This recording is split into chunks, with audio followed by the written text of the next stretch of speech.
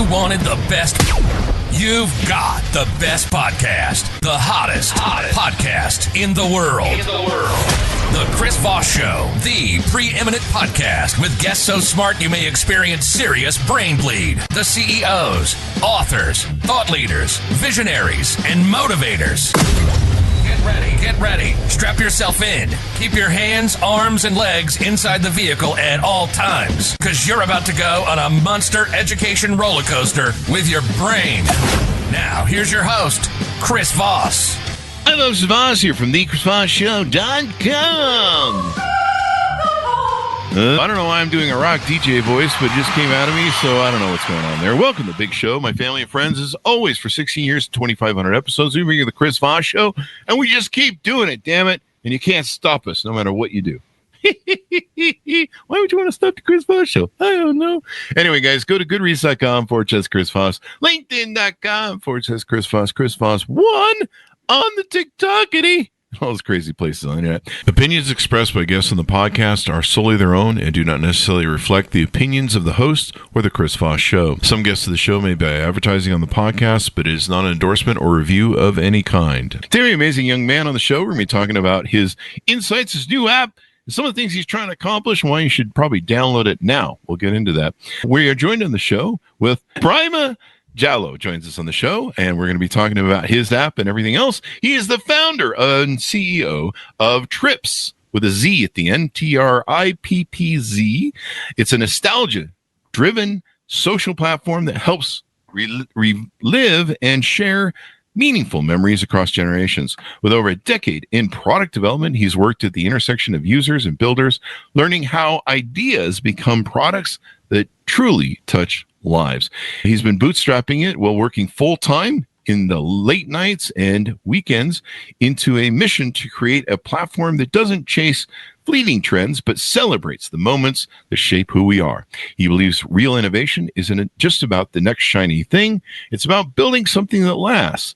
Trippz is his answer, proving that even in the fast-moving world, memories still have the power to connect and inspire. Welcome to the show, Mr. Jallow. How are you?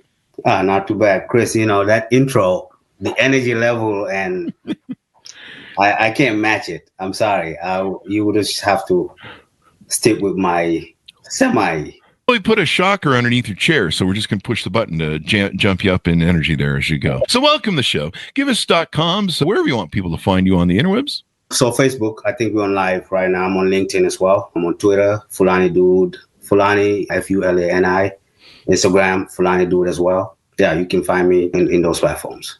So give us a 30,000 overview of what this app is and what it does. I think you pretty much nailed it. I don't even think I can do a better job than you, but let me try. Imagine Trippz as your platform to come in and relive your good old days, your golden days, right? With the people that you grew up with people that, you have fond memories with. Just reliving those memories and not just archiving, but you can kind of revisit every part of your life that you miss. Things that, how many times have you been driving in a car and a particular song come on and you're like, man, I remember exactly where I was when that song came on. Or movies that you cannot forget, sports moments that you just cannot get out of your head. So it's a matter of just coming in and reliving the things that matter to you most. And it goes across different things, not just music or sports or movies. It goes into any kind of memory that you can put your mind on. So you tell us the story of this app. And who's? I should probably let's change up on that question because we want to pull the app a little bit. Who's the key user you're targeting with the app? Who's the main people that are going to really find this app really exciting to use? Great question. I think the way I look at the app, right, the person that's 40 years old versus the person that's 20 years old, they have two different memory banks, right? Mm-hmm. So the person that lived to 40 obviously have a lot of memories in their memory bank than the person that just lived for 20 years. Now, the person that's also 20 years can probably start thinking about life when they were 15 years old, when they were 13 years old. So it's pretty much there's really not a whole lot of age specific in its nature, but it's just more like who is able to, think back a little bit. And some of us experience mid-level nostalgia. Some of us experience peak-level nostalgia. right? If you're a college student and you graduated at 22, you start to think back to your high school days. If you're a 30-year-old, you start to think back to your 20-year-old days. So it's pretty much for anybody whose memory bank have grown enough to say, man, I miss the good old days. The good old days. Isn't there a song that says the good old day? It's Billy Joel. The good old days weren't always good. Yeah, exactly. So, and that point right there that you just brought up. People always, I think us as humans, right? We always kind of our natural inclination when things around us start to move too fast or we don't recognize the present anymore, right? We start to revert to, oh man, I miss the good old days. But if you really think about it, Chris, there's not a lot of, the good old days were not really all that good, right? The future is always better, whether there's advancement in technology, whether there's advancement in health, advancement in life expectancy, food maybe that might be a little too stretching it too far. The foods back then might be better than today because there's more. They weren't filled with sugar and what's that thing the corn syrup? High fructose corn syrup. It's like in everything. They even put high fructose corn syrup in corn now. Good. Exactly. Yeah. So the point I was trying to make is that we are always reverting back to the days, we call it when times were simple, right? 20 years from now, this era would be seen as simple too, right? That's kind of, it's a funny thing always as humans. We always say, man, I miss the good old days. I miss the simpler times. But that's a very natural inclination because things around us, we don't recognize it anymore. So you are logically, reverting back to your comfort zone. And so people can download the app. It's available on iTunes and Android? iOS, Apple, and Android, correct. It's Trippz. So what was the proponent for this idea? What made you have that aha moment where you're like, there needs to be an app for this nostalgia? Right. So I'm a kind of person, right? Ever since I was a kid, I've always been very interested in things that happened before me. I've built that, and that kind of spans over time, right? When I was probably about 10, 12 years old, I was listening to music that was 20 years behind me, right? And not just music, but I've always also been interested in the old world. I saw you interview David Rubenstein. Oh yeah, that's David. one of my favorite CEOs. Right, I have 4 favorite CEOs. That's Jeff Bezos, Rubenstein, Reid Hoffman from LinkedIn, and Reed Hastings from Netflix. Oh yeah. So David Rubenstein, when I was looking at kind of the people that you've interviewed before me to kind of just understand the flow, I saw Rubenstein, I'm like, wow, that's my guy. But he is the one that bought the Magna Carta document from the 1100s, right? I was doing research back then in 07 or 08, and I ran into that. And why would I do a research about Magna Carta, something that happened in the 12th century, right? But that's kind of how I always operate from way back. I've been interested about things. I look at what life is today, and then I ask the question, what was it like before today, right? Yeah. And so I spend a lot of time on YouTube looking at things that I was fond of in the 90s, early 2000s, whether that's or whether that's sports or film. And then one day, I spent a lot more time than I should, and that's not just YouTube. I'm always going back on many different platforms and looking at things from a historical perspective. So one day I thought to myself, like, wouldn't it be good if I can just if there's a platform, not me, but if there was a platform where you wanted to revisit anything, you can find it, right? Because if you go to Facebook today, they have the Facebook memory, a picture like 2 years ago, and today's the anniversary. It'll say, hey, on this day you took this picture, right? But that's just one feature. If you go to Reddit, or if you go to Pinterest or TikTok or Instagram, it's fragmented. It's not the experience is just not uniform. so then naturally, this is one of those where, I was trained to, if you're going to bring up an idea, it should be based on people said they need it. Mm-hmm. It should also be based on you actually need it. Mm-hmm. So this Trippz idea is something that I thought I needed, right? It was out of my own need, right? And then, the benefit of it was I decided that you can have a platform, like a social media platform, just like any other, and people can come in and relive memories on any category, right? Mm-hmm. So if you want to post about throwback technology, even recipes from your family, from, passed down to you, right? Mm-hmm. Classic movies or sports or fashion. I'm sure, Chris, you had your baggy jeans back in the day. Oh, yeah, I was a fashion icon. I'm sure you were a fashionista back in the day. I don't know about that, but products that we miss, all advertisements, right? Yeah. And so I started coming up with the idea, and I'm like, I think I gotta build this. But I sat on it for a while, right? Mm-hmm. It wasn't until during the pandemic in 2020, ESPN had a show, Michael Jordan, Chicago Bulls Last Dance. I don't know if you saw that. Oh, yeah, it was very on it. Obviously everybody was home back at that time, right? April of 2020. So we definitely could use some of that, could use some memories. Oh, yeah. And I remember watching that, and I was like, I was really struck by the amount of things that happened behind the scenes that I didn't know, right? Many people didn't know. So the show was a hit. And so when the whole series was finished out on ESPN, and I saw the attention around it, that kind of gave me the push to go on to this idea that I've had, which kind of mirrors that, and put it in practice. And 5 years later, I didn't develop the app though until around 2022. Mm-hmm. I was walking around the lake, 4th of July, right? So there was an idea, there was some spot that I did not quite nail down in my head, and I wasn't going to start writing the code or the app until I nailed that down. So I was walking around the lake, just kind of thinking through, and it clicked.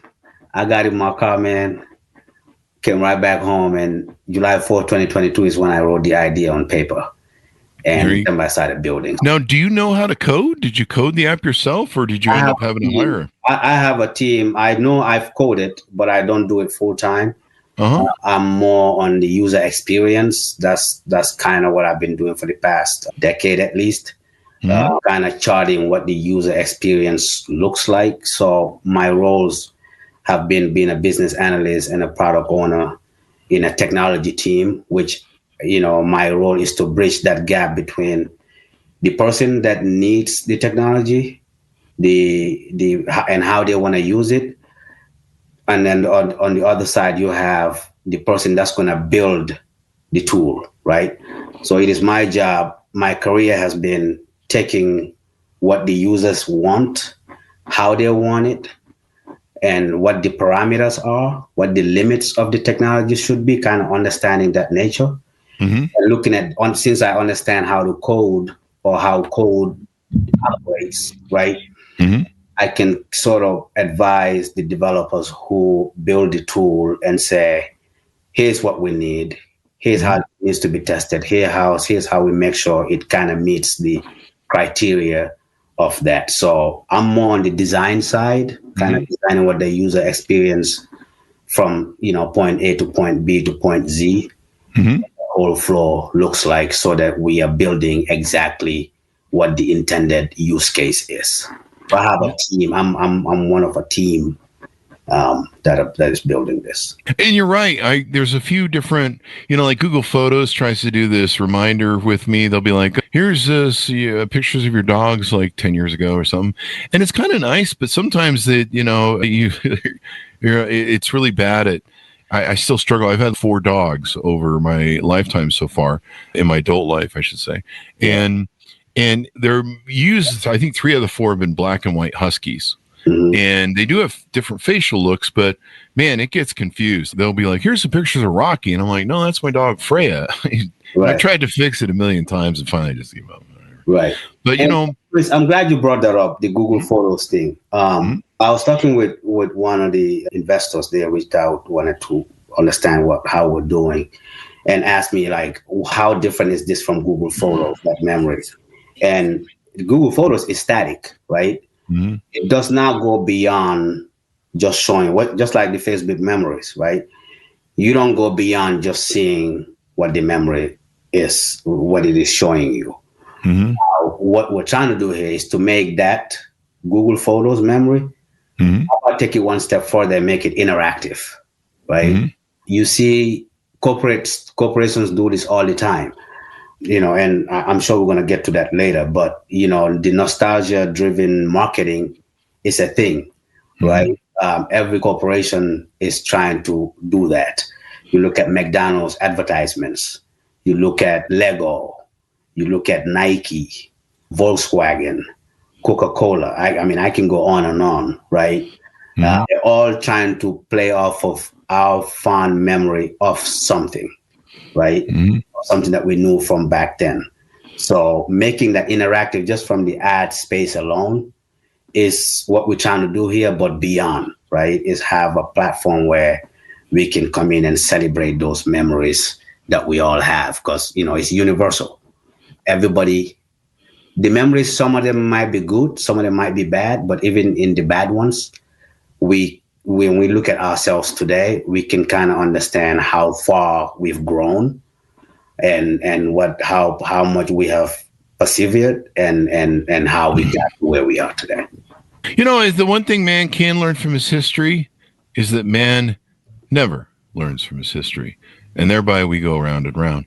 And, that's the thing. It's important to remember our history. It's important to know our history and all that good stuff. And, it's important to remember these things too. I mean, it's sometimes we go through life and we don't really, look at what we did and learn about what we did. And, it's all these things are really important to knowing where your past is and what you've done.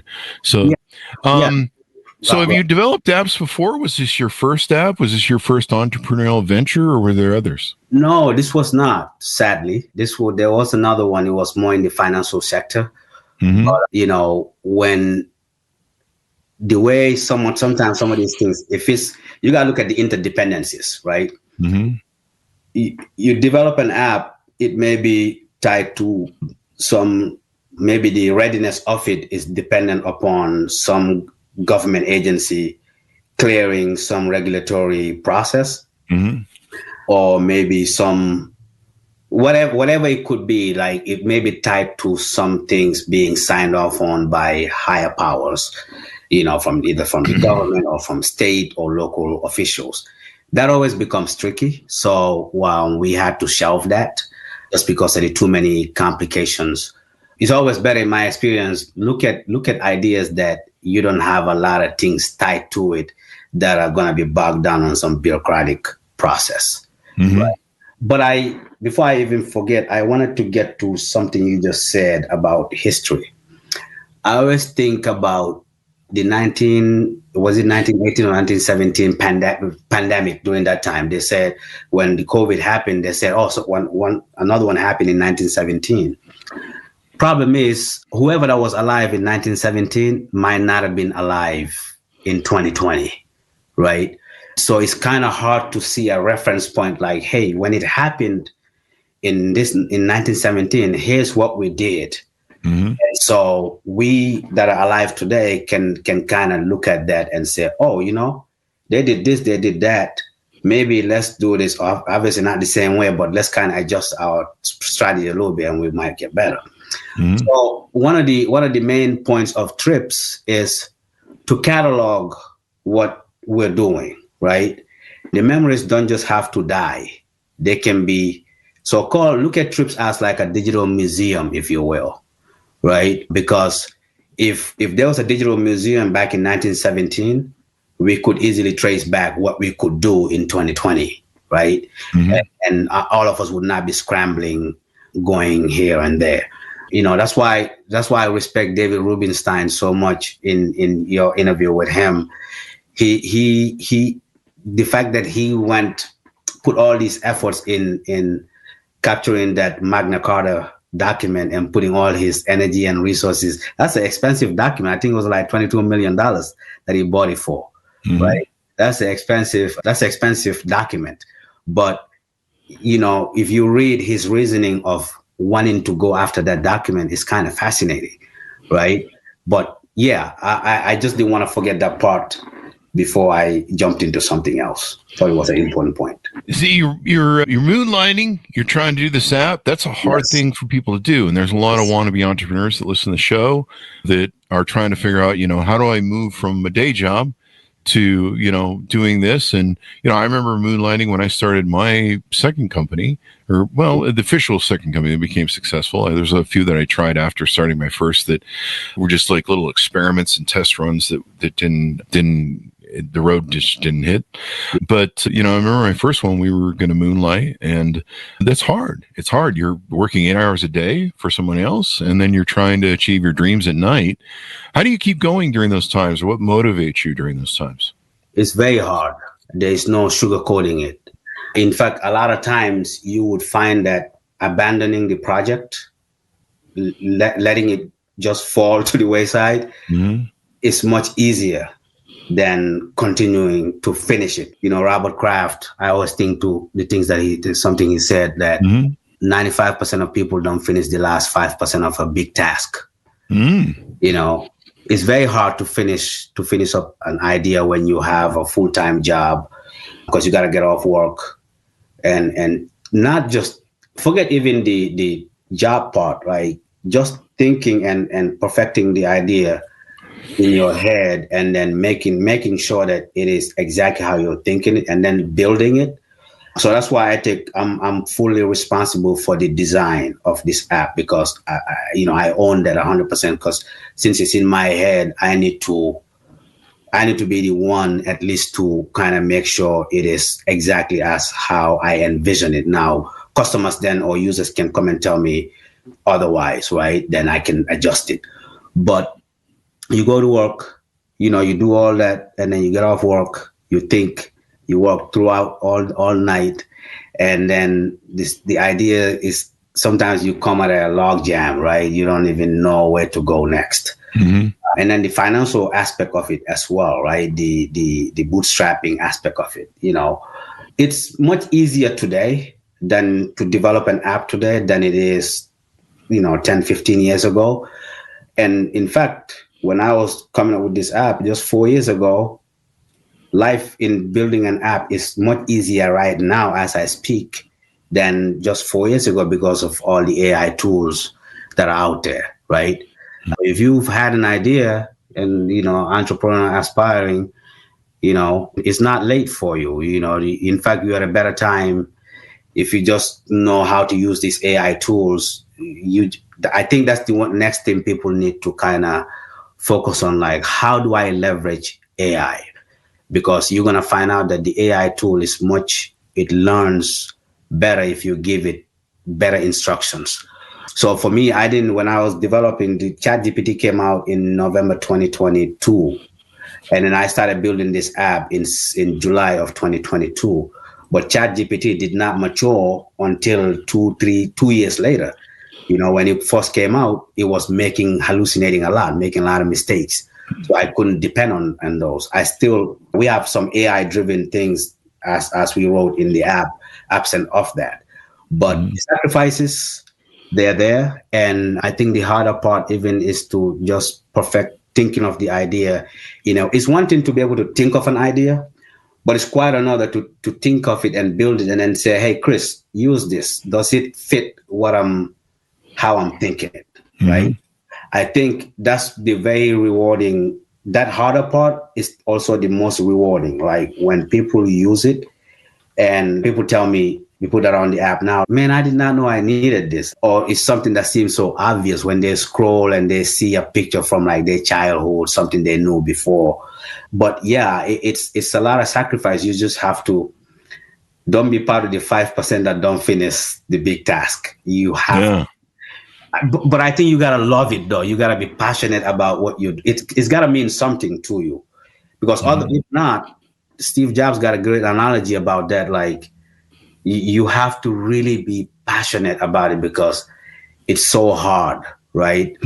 It's one thing by the time you think of it, And by the time you build, you put it in the hands of users, a lot of people are caught in that. But the amount of adjustments that happens in between thinking of the idea and then having it ready and pushing it to the app store, man, you have to really, you have to be ready. Like and you have to have the time too. Like it's not an easy thing for sure. Yeah, it's not. I mean, you even have to get approval from the app stores to put it on. We started on that. Like I've always, so when I, at my full-time job, when we would launch to the apps it's like the app stores, especially Apple, they would just give you a hard time. Android, Google, they're easy to deal with. But I come to learn a whole lot. Just as much as I thought I knew before, it's a different story when you have to deal with them directly, right? Like they would ask for small things, and you just sit there like you cannot be serious. It's not. So yeah, there's those small little things, and if you're like a financial app, for instance, you have a whole different battle to fight with them because of all the costs that they would take out if you're selling something, like if you're Amazon or eBay or whoever, you have to pay a certain percentage to the app store. I think about 33%. Yeah. Which if you're Amazon, I guess you're fine. But if you're me, how those costs, how would you ever scale your business, right? So it's a lot of ins and outs that the app stores, they would do to you, that makes it even much easier for you to give up on your idea rather than continue with it. Yeah, that monopoly is a bit discouraging. I think some of that's been adjudicated in the courts of the 30% fee and stuff. Yeah, came back and Apple can still charge. Yeah, it's crazy, man. But it's discouraging. Earlier too about, I didn't mean to cut you off. The point that you made earlier when we're in the green room about perfecting an app. People make the mistake of, you have this one feature in the app and you keep on harping on it, like you keep on trying to adjust it. You are over, what do I call it? I think somebody called it over featuring. You don't even know if the users want the whole app to begin with. So focus on the major user experience than over, engineering one particular feature. So yeah. And it's quite the journey, and it's quite a lot. Like you mentioned, there's a lot of high humps to overcome that can stand in your way. And as an entrepreneur, I mean, if anything, there was this time where in the early app days after the iPhone launched, and there was this huge gold rush to make apps, they didn't have some of these barriers. And so there was a lot of really cool apps that were able to come to fruition. And I don't think they were charging 30% back then. I don't know. We'd have to go look on your app to find the way back on it. Yeah, exactly. But it created a lot of innovation, and that's what we need. You need a low bar for. I remember when I first started my first big multi-millionaire company, we were bootstrapping it and moonlighting it, and we had to register at the time. This is in the Clinton era. We had to register in the time with the state transportation oversight. And our courier company, which was a little, courier company kind of like FedEx or UPS, and we mainly focused on documents from mortgage companies and attorneys. So we weren't really carrying any really big boxes or anything. But they lumped us in with like airline tariffs and trucking tariffs, and so we had to pay these enormous fees, these enormous insurance costs to the cars that people normally would do for if there's a FedEx van full of shit in it, or there's an airplane full of people. We don't have the same liabilities. We got one guy driving a Geo Metro picking up mortgage documents, right? It's not like we're insuring bodies and $50,000 worth of crap. But they held us to that bar, and it was really hard. It was really hard to pay those bills, to pay the initial, and then we had to do the application fee. That was expensive and not guaranteed. It was really hard. And these are some of the things that people need to think about when politicians, maybe when they think about, state and local governments and federal, is that if you squelch this sort of innovation, it makes it really hard for great products to come to fruition. Yeah, and you just said something that that process, what you just described, is like clunky, right? There's a lot of steps in there that imagine how things used to work from back in those days versus now. I always think back to this idea of the decoupling of the internet today is what is a result of decoupling all the tasks from like 20 years ago. If you think back, just probably in 2010, if you look at the newspaper, right? If you take the newspaper and break it down and break it apart into pieces, exactly what the apps are today, right? Let's kind of go through them one by one. Zillow used to be the real estate section of the newspaper. Right? If you look at something like the obituaries, there's apps for that today. If you look at your E-Trade app or your Robinhood app, those were the financial sections of the app, right? It basically everything is broken down. If you take the newspaper as a whole, you can see how each section of the newspaper is an app of its own, right? You see what I'm saying? Like it's basically a decoupled real estate companies. Yeah, it just doesn't work the way it works anymore. And somebody posted on Trippz the other day, they had a video, a collage of phones, how they used to look like in early 2003, 4. There was a lot of innovation. Yeah. But, like there was like real hardcore innovation. I had one phone that I flip it up. You know what I'm saying? It's like a small little T.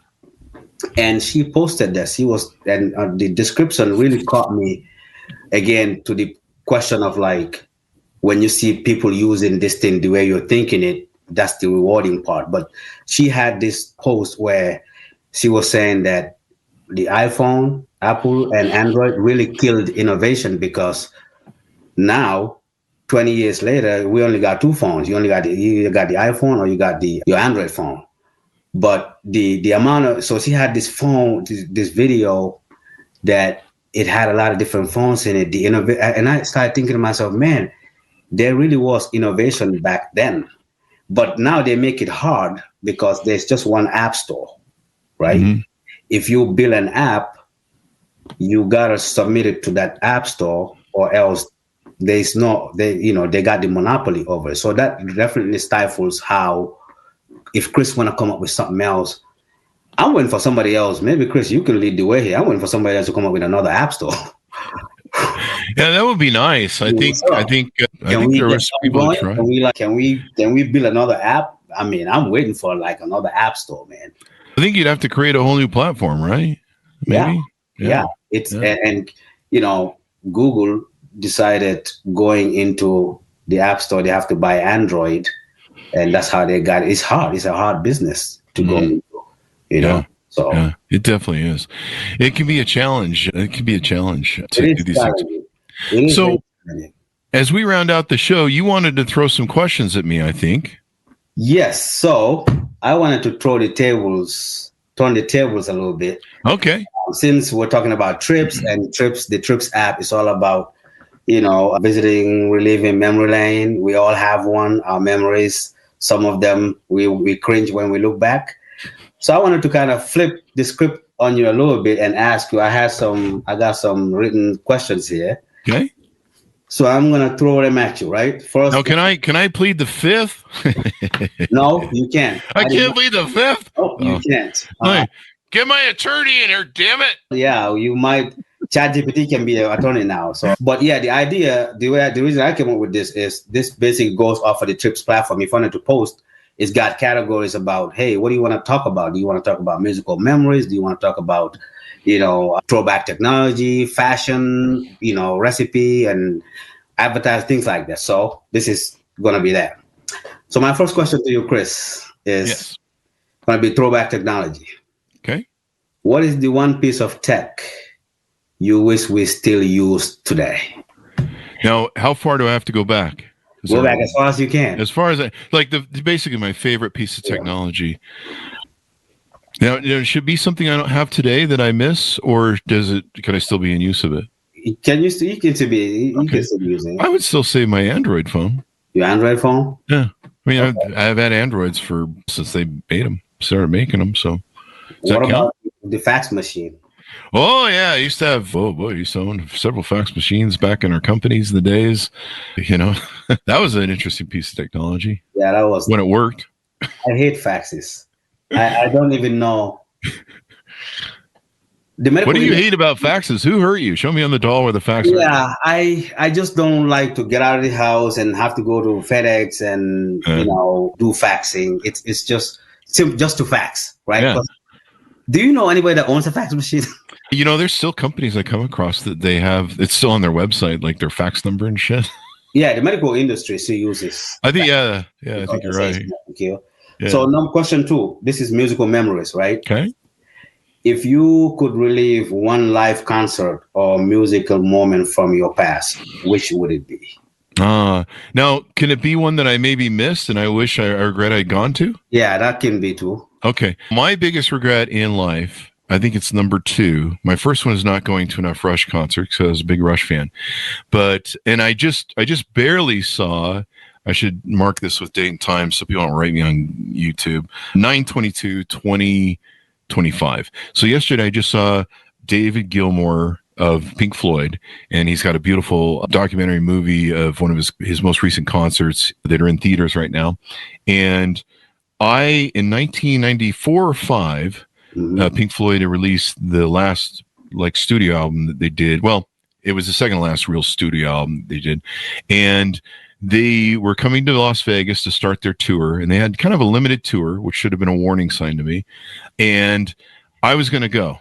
And the tickets were pretty expensive, and I was visiting Utah at the time, so I needed to deal with going down to it. And I was really busy with all my companies, and I was like, you know what? They've done 2 tours. They'll be here for a while. They're going to be fine. I'll catch the next tour. And they never did a next tour. And that's my second biggest regret in the world. So yesterday, when I was at the concert film theater, I got to relive what that experience might have been like a little bit. And it was wonderfully refreshing. But yeah, the rest of this is probably my dying words. I'll be like, I wish I'd gone to more concerts. So question number 3. This one is classic movies, right? Mm-hmm. What movie from your childhood do you think still holds up perfectly today? The Godfather. Let's make that a 2-part. Okay. What movie would you see yourself watching 100 times over? The Godfather. The Godfather? I probably have too. What's another one? Godfather 2. There's several classics. So pretty much anything with Al Pacino and Robert De Niro. Heat would be probably the number 2. That's such a great movie. Heat. The movie Heat. It had Robert De Niro and Al Pacino in it. Michael Mann was the director who did Miami Vice, and it is a masterpiece. I guess this is my first time hearing somebody say they could watch it. Go back and watch it. There's a lot of Easter eggs. You gotta watch it over and over again because you won't. There's a lot of Easter eggs in it. There's a lot of stuff. Like a lot of people didn't figure out that the character of Al Pacino was a cokehead. And when you learn that, you go back and you watch it, and I'm like, holy fuck. Really? Yeah. In the movie, he's a cokehead. Right. Yeah. And it was real subtle how Al Pacino, and I think there was a scene that was deleted, but the epic scene between, and I believe they did that, if I recall right, they did it on screen with the 2 of them in the same room, Robert De Niro and Al Pacino, and the infamous lunch or dinner scene at the diner, where the 2 of them have the epic conversation. And there's actually an improv that's in there. And that's what makes it so magical, is the improvisation of these 2 legends. That may be the only time I think they've ever sat across each other on the screen. I could be wrong, but those 2 guys. Those 2 guys. Yeah. For me, The Big Lebowski. The Big Lebowski. That's awesome. Yeah. I mean, I would quote the whole movie. That is it. That is probably one of my top 5. Pulp Fiction. The Dude Abides. Yeah, Pulp Fiction's always good. Pretty Woman. Pretty Woman, yeah. Oh yeah, people were like, "What?" I'm like, That's a classic movie, man. Yeah, I mean, it's basically Great story. It's basically the Cinderella story. Redemption. That's basically what it is. Yeah. Redemption. Retold in modern times. Scarface, Godfather. I can watch Scarface, you and me. But I think the one that I've watched over and over is Pulp Fiction. I've watched that movie. Isn't that an amazing movie? You know, I found out that the Bible verse Samuel Jackson would like just rattle off. Yeah. It's not really a Bible verse. He just made it up. Yeah. He would just. I didn't know. He's such a great actor. John Travolta. There was so many great movies. Who's the guy from Die Hard? He's going through Alzheimer's right now or something. Oh, Bruce Willis. Yeah. He's great. I mean, that movie was immaculate. I'm a big Tarantino fan. Yeah, I am. I love his movies. We can go to the movies together anytime you want. Mr. Yeah, I mean, we can watch a lot of Tarantino because Tarantino. I mean, he goes hardcore, but that's what I like about him. He goes where nobody else goes. You know, you're gonna remember his films. Oh no doubt about that. Next question is legendary sports. So this is your sports moments that you can't forget. Oh boy, who was your sports hero growing up, and would they dominate in today's era? Oh, they probably would. I would imagine they would. So I grew up watching the ABC Wide World of Sports, and it was Howard Cosell. This is Howard Cosell. I'm here with Muhammad Ali. Oh, Muhammad. So like in the 60s, 70s stuff? Oh, yeah. I'm that old, my friend. Yeah, you sound like... And Muhammad Ali was not only a god of a boxer, just an immaculate human being. He was that way off the ring. I've forgotten boxing terminology, evidently. Out of the ring, he was just an amazing, and the limericks or whatever he would come up with, like dance like a bee. I can't even remember what the line is, but he would just deliver these lines, and him and Howard Cosell would kind of put on this stage this sort of not abrasive, but they would kind of verbally jab at each other. And Muhammad Ali would, kind of tease him a little bit. It was a love sort of give him shit, male sort of thing that they would do. And, Howard Cosell would be like, taking the rap from Ali. And Ali was just a giant. He was a heavyweight boxer, right. Back nowadays, it's all these middleweights and lightweights. And, I remember watching Ali versus Foreman, the Rumble in the Jungle. Yeah. I mean, to me, and then, I grew up in the age watching Ali where they tried to jail him because he wouldn't go to the draft. Right. And, he knew what they were trying to do. They were trying to silence somebody who was seen as a leader. And everybody, I don't know that everybody loved Ali, obviously, but he was such a giant of a man. And then to see, the rope-a-dope I think that was during the Rumble in the Jungle. I think the rope-a-dope was, to see him just take a beating for, 10, 9, 15 rounds and then come back and just wear down, I think he wear down Frazier. I remember that one. Yeah. And to see him wear him down by taking a beating. Like, I don't think I've ever seen anybody take a beating like all he did in the rope-a-dope instance. And so, yeah. But the two of them, Howard Cosell, you tuned in to see Howard Cosell. This is Howard. And he had that, I don't know what that fucking thing was. What you just did, I feel like I'm watching the History Channel. Yeah, ABC World. Welcome to Wide World of Sports with Howard Cosell. We have Muhammad Ali on the set. Muhammad Ali. I think he called him Ali. He's Ali. How are you today, sir? And, Ali would give him some sort of kind of poke and jab verbal. And Muhammad Ali was his character. Oh, that's what made him so great. What a great man. Yeah. I mean, you can see people that are excellent in the ring. Like even now, there's great people that go into the ring, that are the masters of the trade and they win all the awards, they're great. But sometimes when they get off stage or they try and talk, you're just like, who's the Mike Tyson? Yeah. Like Mike Tyson's like really great in the ring. But, when you listen to talk with that voice, especially, hey, how's it going? Hey? You're like, oh, man, he just blew my whole vision of you, dude. But I still love Mike Tyson. In fact, he's gotten kind of wiser. He's gotten older and he's mellowed. Speaking of Mike Tyson, I also remember his quote, speaking of going taking a trip down memory lane when he said, everybody got a plan until they get punched in the mouth or something like that. Yeah, that's a great quote. Nobody thinks Mike Tyson can talk. But yeah, and I heard one of his interview where he was talking about that. Oh yeah, I didn't even know when I said it.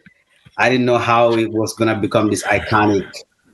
But if you look at just that one simple line, one simple quote, that's legendary. That's iconic. It means a lot. Today, a lot of people can resonate with that. The last question here is for games from childhood. What game, be it game board, arcade, playground, instantly takes you back to being here? It was Rumble in the Jungle. It was Foreman versus Ali. I just looked that up on the rope-a-dope. So if you don't know what the rope-a-dope is, go watch it and watch that fight, because it will change. When it comes to entrepreneurial perseverance, what we do, we kind of live through a rope-a-dope. We get the shit beat out of us, and then we win at the end. Yeah. So to answer your question, I used to love the game Risk. And I never understood why. I liked it. I got really good at it. Same thing with the game Stratego. And what I didn't understand... Stratego, you say? Stratego, yeah. What is that? It was a strategy game where you would line up kind of you had military titles, and you would line them up. And it was kind of like a variation of chess or checkers. And you would line up 2 rows of your military folks, and they had different titles. And of course, if you captured a certain one, you would win the game. And then your opponent did that across the map, and you would have to make moves against each other in certain segments. It was kind of like a cheap version of chess. Right. It's ghetto version of chess, actually. Yeah. But what I didn't understand is why I love Risk so much was it was teaching me strategy. It was teaching me how to think outside the box. It was teaching me how to look at different lanes, look at different things, and all this stuff. And it was really helpful to me in the end for business. It just kicked ass. I've used it all my life. And, being able to think of strategy, and, I would master on how to beat my brother all the time, and he hated me for it. Is your brother older, or is he? He's younger. I took all the good stuff out of the womb and left leftovers behind for the rest of my siblings, because that's what you do as the first child. I never heard it that one. Yeah, I'm the oldest, so I gotta punch down. I'm the oldest too, so I know exactly what to tell my younger. You got to keep them in line, right? I had to. Yeah. Make them appreciate you. Yeah. So it seems like I had a last question for you. We're getting a lot of great comments here from your audience. Impressive and inspirational interview. Congratulations. Oh, I know that guy. I have forgotten that I'm on Facebook. He's on Facebook. Yeah, you're on Channel Live too here. Congratulations. The sky is just the beginning. Yeah, I forgot. I think there's Mars after that, right? Well done. I'm glad I forgot. That's my nephew, bro. Cool. Yeah, I know. Yeah, I read that for a second. And I thought that said mom's. I thought he was my older brother, but now he's my uncle. So we got a lot to do. We got a lot to cover there. I thought that said mom's trucking, but it's Momo's trucking. Momo. There's a Momo in the movie, a great movie, Get Shorty. I don't know if you ever watched that one, but Momo. That was the name of the mob boss, I think. Good job. Our own brother. Yeah, Famara. Yeah, I know that guy. Keep it up, bro. Damn. There you go. We're getting a lot of love here in comments. Cassell was the greatest in his own right. He sure was, my friend. He was. Yeah, this guy would know. Oh, really? There you go. He's guy that knows everything. I used to do a pretty good Howard Cosell because I grew up. I mean, every Saturday morning, ABC Wild World of Sports, and it would play that thing. In fact, that's something that should be on your app. That intro to ABC Wild World of Sports. Oh yeah, I gotta go look for that. I gotta go find it. Yeah, great job, bro, from Ali. That's great. So thank you guys all for making comments and watching the show. We certainly appreciate it. Give us your final thoughts, Mr. Jallow, as we go out. Pitch people and your .coms.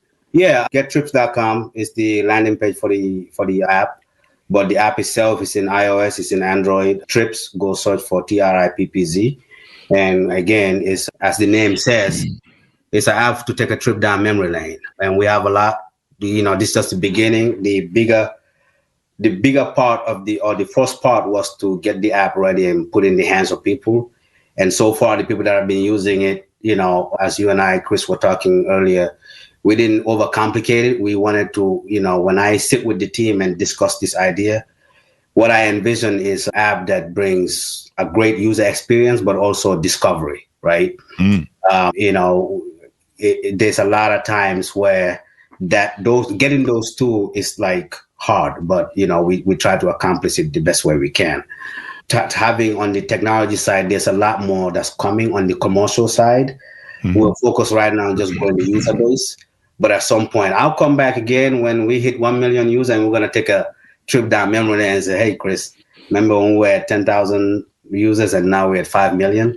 Nice. Rubenstein always talks about his regret of not investing in Amazon. He talks about it all the time. He talked about it on your show too. Oh, yeah. If you're watching, we're 100%. We didn't take any funding at the moment, but don't miss out on your opportunity to not invest in Trippz if we get to it. So keep doing. Do you anticipate that you might do that? At some point, we might not have a choice but to take funding. At this point, thankfully, we're able to bootstrap 100%, fund everything out of pocket. But, as we grow, there's a lot of ideas that we have. I can't give too much away right now, but think of it this way, right? On the advertising side, we want to really change how advertising works. So, Chris, if you're on YouTube, you're watching a video and an ad comes on, your 90% inclination is to close out the ad, right? Because it's interruptive, it's intrusive. But what we're thinking on Trippz is, what if we do the opposite? What if we let the ads be part of the process, right? Yeah. Again, I don't want to give too much away, but we have a lot more on the commercial side, the scaling partnerships. If you look at companies like Coca-Cola, like I said earlier, Volkswagen, all these companies, they thrive on nostalgia. They thrive on our memories. It's not an accident for you to see an ad that is just capitalizing on your fond memory of something. I saw a research. Ipsos did a research. They analyzed about 2,000 ads, and they found out that all out of the 2,000 ads, each one that had a nostalgia-driven aspect to it gave people 2.5 times more likelihood to make an action rather than if they don't. Right. Yeah. So meaning if you had an ad that got a nostalgia memory twist to it, you are encouraging people to buy from you 2.5 times higher than if you didn't. Right? And the other part of the research also said that the people that, are buying stuff because of the sentimental aspect of it, if you sell me this iPhone because I remember it from like 1980, I don't mind spending any amount of money because sentiments is not priceable, right? A lot of people are like, it's what I feel, is what I want. So we have all this information and we're doing something with it in short. The next versions of Trippz, I think you're going to see robust development, robust innovation. And, the digital space is fragmented. I'll admit to you, we don't prioritize trends. We prioritize memories, right? That's what the app is for, is just to bring back memories. But the market is ripe for that. So we have a lot of things that we're working on. It's one step at a time. And I'm glad to come on here. Thanks a lot, Chris, for thank you. You're my favorite people. So I'm glad to show up here and, be able to have this conversation. And we went down memory lane. We did. Yeah, just like the app. So you can download the app. So when I go, I've signed up for the app. I've got a profile on there. As the things I want to do is maybe drag some stuff out of my past and drag it up. Them. Yeah, find those old pictures. If you can, please drag the journalist you were mimicking, because that I don't know that journalist, but I can just see like a black and white TV in 1967 or something. That's what they were too. You know what I'm saying? So, even the 70s, they had the black and white TV. We had one of those big console TVs that probably weighed. It was a furniture piece, right? And so it was like a giant furniture piece with a giant TV in it, and we would sit in front of it. Those TVs, the ones that got the little cabinet. Yeah, the cabinet. Yeah, that's it. The cabinet. Yeah. Those were something. Trying to move one of those things. Oh, yeah, you're getting a hernia for sure. It's kind of ironic though, right? Back in the day, those TVs says a lot about the family that owns it. Right? That's kind of true. Yeah. I mean, the funny thing is you remember, I don't know if your parents ever told you this about the TV when you were a kid, but they would always say, stop sitting so close to the TV. You're going to ruin your eyes. Oh yeah. I've been told that. Yeah. But that's true though, right? I think that's kinda, yeah. I mean, those things, had some radiation back in the day. Even the early computer TVs, they would have a radiation screen for them. I can't believe back then My brother just commented he's watching. He knows exactly what I'm talking about. When watching TV, me or him would go behind where we had the antenna, and my dad would be like, you can hear my dad yelling, saying, "Okay, turn the antenna left, go to your left, and go to your right." This is we were talking earlier about people say the good old days. Oh yeah, that's not good. We used to have one of our siblings dance with the antenna, and he'd have to move around front and back trying to. But nice convo, man. Combos like this. This is exactly why the app. Yeah. Builds. And see, now we can share those moments too, because you're going to go watch some Howard Cosell videos, and you're going to probably either remember him because he was so iconic in that voice, but you'll remember him, and then you'll get to watch some of the great moments. But yeah, if you go back and watch the rope-a-dope moment. It's a great moment that entrepreneurs go through. Mm-hmm. We go through this process where we get the shit beat out of us, by the app stores and other places, and it's a thing about survival.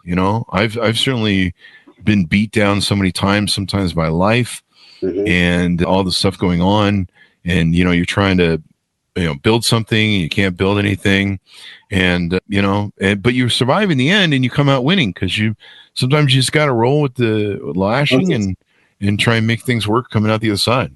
I'm glad you said that, Chris. There's a category in the Trippz app. It's called the journey. And what that category is for, what you just said right now, because a lot of times, we see Chris Voss, he's got a successful show, Jeff Bezos, billionaire. But the problem is most of us just know the colors, the lightning, right? The success. We don't know what you've gone through from the beginning. We don't know how many times you wanted to give up. We don't know, like setting up this show. I'm sure you can tell the rest of us, like, it's not easy to do a podcast running all these years. You know, podcast way before podcast was like a thing, right? Yeah. It was just barely starting out back then. People were like, podcast? Exactly. Man. So what this category does is we want someone like Chris we want to give him the opportunity to say, okay, hey, I'm taking you down memory lane. Here's where I began. Here were my challenges. This is what I had to go through. What you see today, the successes alone is not, this is just the rosy picture. I just wanted to kind of qualify your point. In fact, I call it the becoming, and then later I went to the journey. So I'm kind of going back, and because my idea of the becoming is, how did Chris become what he became today? Right. So you can see how we're angling for some inspirational sort of storyline, and also taking that trip down memory lane to kind of walk us through his journey from the time that it began to the point that he's at right now. Yeah, we got all that on the Trippz app. And then you get to share with people, and they get to discover all these wonderful gems. I mean, I don't think there's ever been anybody like Muhammad Ali. I don't care what you say about. Dana White runs a great company with all those, wherever they are. There's something different about standing up and boxing. The Dana White guy. Yeah, there's something, the MMA stuff is kind of nice, but it just always reminds me of prison sex. It just really does. Two guys wrestling in their underwear with the balls touching. Come on, man. If you love it, that's all fine for you. But man, when you live through Muhammad Ali, George Foreman, Frazier, and the greatest heavyweight boxers of all time, you just can't compare. And so if you go back and watch those old videos, the rope-a-dope, the rumble in the jungle, you watch the hype that Ali put into that, and you watch the beating that he takes. I don't know how he survived it. George Foreman was no joke, and he beats round after round, he pounds Ali, and Ali's laughing at him on the ropes, laughing, mocking him, getting him just, go ahead, beat me up. And George Foreman wears himself down because you can't output that thing. But just the fact that Ali could take it, that was something else. And, George got sucked into it. He's, I'll beat you harder. He didn't say that, but he basically did that. And he just would hammer Ali, and then Ali would dance around like he was so great at, what was that line that he used to say? Light as a butterfly, fast as a bee, or something. Yeah. And just to watch him, to be smiling while you're getting beaten up by George Foreman, and say, bring it on. Like, That takes a level of manhood I haven't achieved yet, evidently. So, Chris, if you've been through that, if you watch that, right? Yeah. What does it kind of make you devalue the game, the way the game is today? Do you still? You know what it really Yes. what it does for me is what I've kind of hinted at there a couple of times is it taught me that you can take a beating in life. Mm-hmm. Maybe you'll take a beating as an entrepreneur. I've been in those things. I've lost, 5 figures in a business in the first year. And at the end of that year, you're sitting there going, or is this going to make a profit, or are we going to bury the needle here? Another 50 grand or 100 grand or whatever it is. At what time do I stop the bleeding? Right. And, I've been through that. And you sit there and you go, I don't know, man. I mean, where do we go from here? And is this going to get worse or is it going to get better? I've been in situations, the 2008 financial crisis, the COVID, where I got the shit beat out of me, where I lost millions of dollars. Yeah. And in companies and future revenue and things that I'd spent 20 years building. And boy, that was a George Foreman beating right there alone. But knowing that as long as I could still move in the ring, as long as I could stay in for the battle, no matter how beaten down I was, as long as I could keep going. And sometimes that's what the journey you experience as an entrepreneur is you just have to keep going sometimes. Man, you're dropping a lot of gems here, man. That's just hearing it. I'm sure people that are watching too. Sometimes it bears. It's necessary to hear somebody else say it. I know exactly what you're going through. Just what you're saying, just by this journey, because, like I said earlier, it's the easiest thing is to just not do it, right? But you mentioned 08 crisis. I got my own story about that as well. But people go through journeys, man. It's just the way it is. And as you said, if you can, DMX, when I watched one of they had a tour, right? And they were backstage. And, DMX is someone that everybody thinks is crazy. Like, he said something that stick with me till this day. And that is that he said, to live is to suffer, but to survive is to find meaning within the suffering, right? Suffer, but don't waste. Suffer, but be able to get back up, right? And it's been like, when I remember the videotape back in 01 or 02 is when I watched that. They had the Def Jam tour. It was DMX, Jay-Z, Method Man, Redman, like this big Def Jam tour. And in backstage, he was just talking. But then while he was talking, he said that. And that, when I listened to that, I'm like, man, I never heard anybody say that. Like, to live is to suffer, but to survive is to find meaning within the suffering. Yeah, that's really epic. You know what I'm saying? Yeah, that's really epic. Right. And till this day, like, if things are going rough, I'm always like, it's just another day. As long as you survive, you will live the next day. As long as you're alive, you'll get up the next day. So I always tell people and think this in my head, you want to stop me? You're going to have to kill me. Because otherwise I'm going to be like Ollie and the rope-a-dope, man.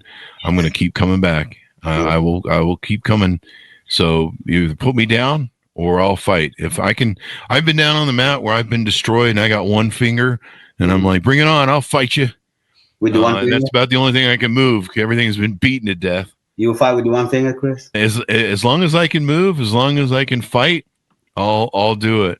So I've been beaten down where there's nothing left that can move and except one finger. And I'm like, I'm still in the game. Don't tap me out. Yeah. Cool. All right. Thank you very much for coming to the show. This has been wonderful fun, and we've done our own throwback there and go back in time. We did. We pretty much live our own memories here. In fact, we're getting some help from the show. Sting Like a Bee. Sting Like a Bee. There you go. And Ali Bouma Ye. Oh, that's right. He would do the Ali Booma, yay. And the people in Africa, In Africa, right? Yeah. it means something in African, I believe, but he would get them chanting, and he would use their energy to fulfill his energy and mirror it back. And yeah, it was such a thing. Yeah, I used to watch that show. Looks like we need to bring Ali to your app and Howard Cosell. Yeah, we gotta bring them out there. The only guy that I keep thinking about, there's a coach that has a lot of epic, legendary quotes. It's not over till it's over. Who's that guy? It's not here. Let me Google that. There's I think he used to, was he a basketball coach? Might be Wooden, maybe? No. John Wooden? Yogi Berra. Yogi Berra. Yeah. That guy got a lot of funny. It's not over till it's over. It's deja vu all over again. And that, my friends, is the rest of the story.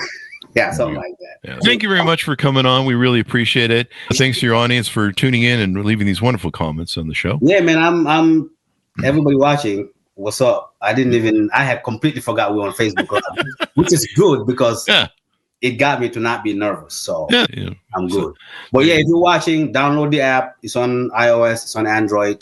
Trippz, Trippz. If you have memories to share with us. That's why I'm here talking about it with Chris. I'll be back again. The 10 million mark, apartment. We're gonna look at this day and say, let's take a trip down memory. We'll do a throwback, yeah. The show is like that. We have people that have passed away. We have people that we have time capsules of their youth on the show. Mm-hmm. Like even me, you can go back and look 16 years ago and be like, God, you look young and healthy. I still looked like shit, but that's just how I was born. I have radio face. Anyway, thank you very much for coming on the show. Thanks, man. Thanks, John, for tuning in. Go to goodreads.com/Chris Voss, LinkedIn.com/Chris Voss, Chris Voss 1, the TikTokity, all those crazy places on the internet. Subscribe to the show at chrisvoss.show. You can do that. Thanks for tuning in. Be good to each other. Stay safe. We'll see you guys next time. Thank you, Chris. There you go. Wonderful show.